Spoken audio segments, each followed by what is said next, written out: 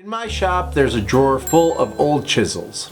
Most of them came from a dusty box that somebody handed down to me years ago. Every time I use them, the cuts look rough enough that I started to wonder if it wasn't the tools, and maybe it was me. I'm definitely not a master woodworker. I'm just a guy in a shop who likes to make things, film them, and hopefully learn something along the way. But somewhere over the years, I convinced myself that I knew enough to just get by. So when I bought the cheapest but best reviewed set of chisels on Amazon, I was thinking I'd review them.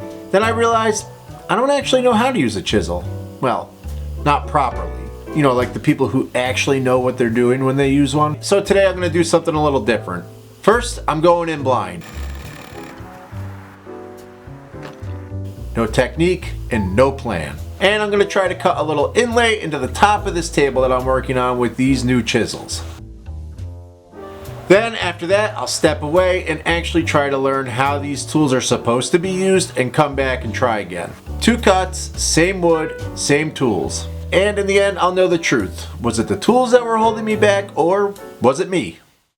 I've got this tabletop here that I made out of some reclaimed lumber, and it's got some holes drilled in it from whatever it used to be. I could have easily just plugged this with a dowel, but I thought it would look cooler if the plug was square. So I took my square block of wood and I could place it down on my tabletop and then trace around it with a pencil. Once I had it all marked out, I used a drill bit to remove most of the material. After that, I went back and grabbed one of my new chisels and started removing as much material as I could. And honestly, it was not going good. I wasn't sure which chisel to use. One of them fit perfectly, but it just seemed like it was too hard to cut with. So I moved over to using one of the smaller ones and removing a little bit at a time.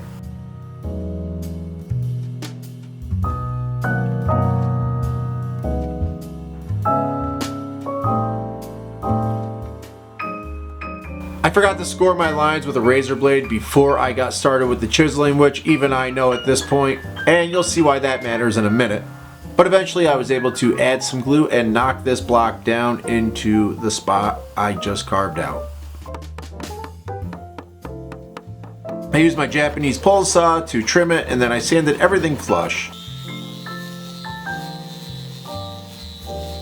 And the results were not great. Not terrible, but definitely not very good. There was lots of gaps, and honestly it was pretty ugly.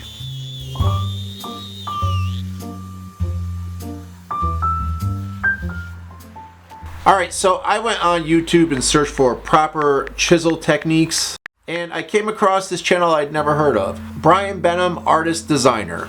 He posted a fantastic video about using chisels, and I followed his steps as closely as I could. If you're interested in checking him out, please do. I'm going to put a link down below to his channel. From what I can tell, he hasn't posted anything in a bit, but maybe if we all go over there and subscribe to his channel and watch a few of his videos, it'll re-energize him.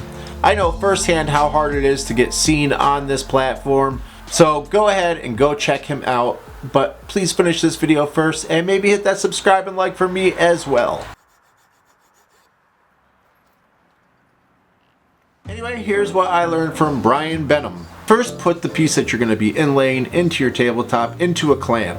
You want to put a small taper on the bottom of all the sides of your piece. This ended up being a huge help later on, and you'll see why in a couple minutes. Then I put some double-sided tape onto the bottom of this piece, and I could stick it exactly where I wanted it on my tabletop. Now that it was stuck to my tabletop, it was time to score around the outline of the block. Brian recommended using a scoring knife, but unfortunately I don't have one, so I opted to go with my razor blade. I made multiple light passes so that I wouldn't slip while making my cut and I wouldn't blow out any of the grain. Once the lines were scored, I could unstick my inlay piece.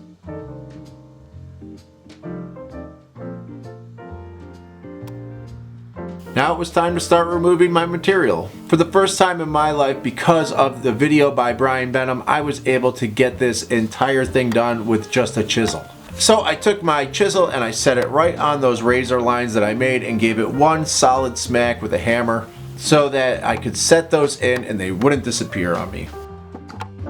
Now here's one of the things that I found really was useful.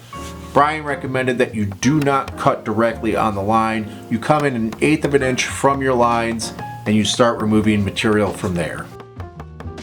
You want to remove all of that center material before you move out to your outside lines. It protects your clean outline so that it will make a perfect final cut later. I use a hammer with my chisel even though Brian recommended a mallet. My shop is a complete disaster right now and I wasn't able to find my mallet, so I opted for a hammer.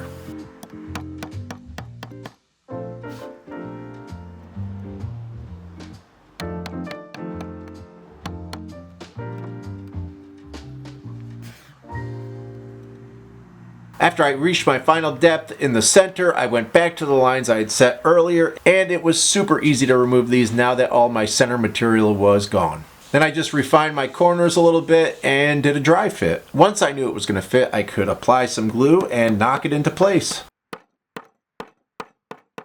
Brian recommended using a hand plane to remove the majority of the material, but unfortunately, that's another thing that I don't know much about and I don't have one. It might be my next video that I do similar to this. But regardless, I just used my Japanese pole saw and sanded it, and oh my god, this came out so much better than the first one I did. It actually fits and it looks super clean. Also, these chisels seem great to me. I don't have any connection with the brand or anything like that, but I'll put a link down below if you guys want to go check them out. In the end, this whole chisel experiment really surprised me. I realized that somewhere along the way, I kind of shut myself off from learning. Not on purpose. It was just kind of like an unconscious feeling of if I don't watch other YouTube channels, I won't accidentally copy them. Like I was somehow protecting my creativity by putting blinders on or something. But I think the big side effect was I stopped letting myself grow. I miss watching other woodworkers on YouTube and feeling like it changes the way I see something. The truth is, nobody gets better at anything by pretending they know it all already. We get better when we notice our own shortcomings and ask for help. So I think every once in a while I'm going to start doing videos like this where I test my skills and then go look to somebody who knows how to do it better. Not to mention, it felt great to find a new YouTube channel that I'm excited about. Brian BENHAM, artist designer. Don't forget, check him out. And while you're at it, hit that subscribe and like. Thank you guys. Love you. See you in the next one. Bye. Bye. See you again. And have a good dream. Learning is not fun, but it helps you. And you need to learn. That's good advice. Well, you wouldn't know anything when you grow up. True. You would be a parent that didn't know anything. That's a good point. All right, anything else or no? Nope. All right.